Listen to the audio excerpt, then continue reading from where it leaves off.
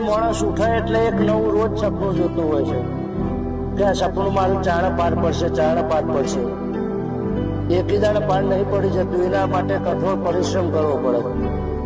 સપના પૂરા કરવા માટે રાત દાડો મજૂરી કરવી પડે છે.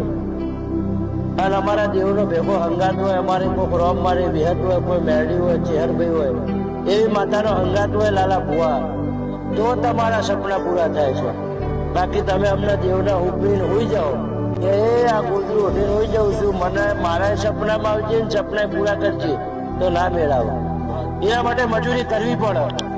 એ મારા દેવગતિની વાત એવી છે કે કદાચ તમારા જગતમાં દુનિયામાં તમારું રત્તી આગું પાછું રહેતું હોય અને મારી પુનઃ સલકાયેલી હોય, તો હું મારામાંથી ભાગ કરી તમને હાવ કાદવમાં કીચડમાંથી ઊભા કરીને હાવ નવરાઈ ચોખ્ખા કરીને તમારું ચોખ્ખું કરી આવવાની જવાબદારી મારી વિહતની છે. એવું હું વાડા જિલ્લાની માતા કહું છું.